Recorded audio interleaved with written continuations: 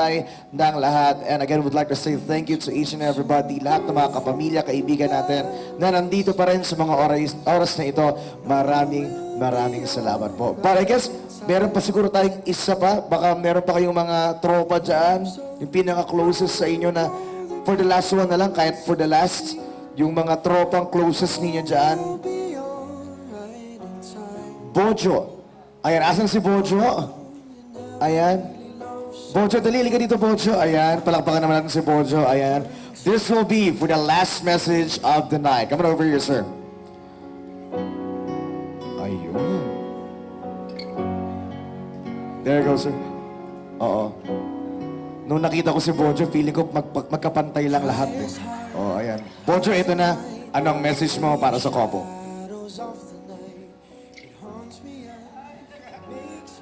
Nakakabahan. Siyempre, una sa lahat, congratulations.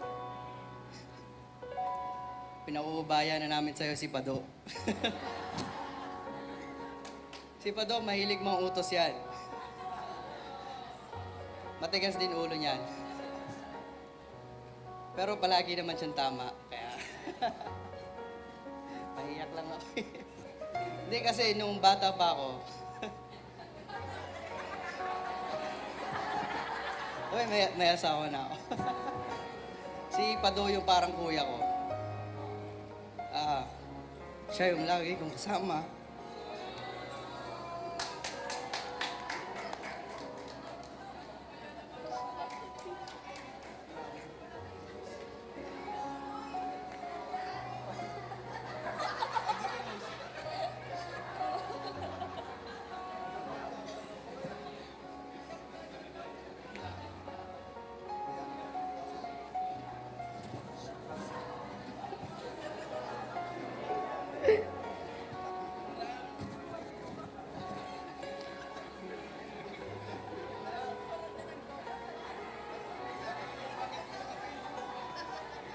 Sorry po, sorry.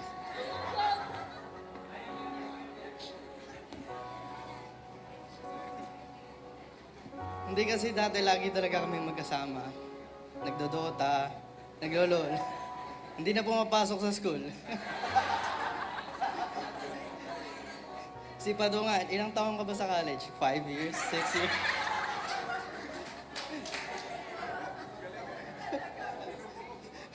Pero okay naman. Yun nga, napakadami kong memories kasama si Pado. Alam mo naman ng family niyan. Family. Lagi ako sa kanila. Kila ka, Minerva. Kila Ralph. Kaya nung naraman kong ikakasal na si Pado, nagpabook agad ako ng ticket. Kahit hindi pa approve yung days off ko. Kaya ayun, yun lang. Ikaw na bahala kay Pado. Alagaan mo siya. There you go. Palakpakan naman natin si Bojo right for that message. Sige, Bojo, ayan. Oh, Bojo, ito picture habang umiiyak. Dali. Picture habang... Hindi, joke lang, ayan.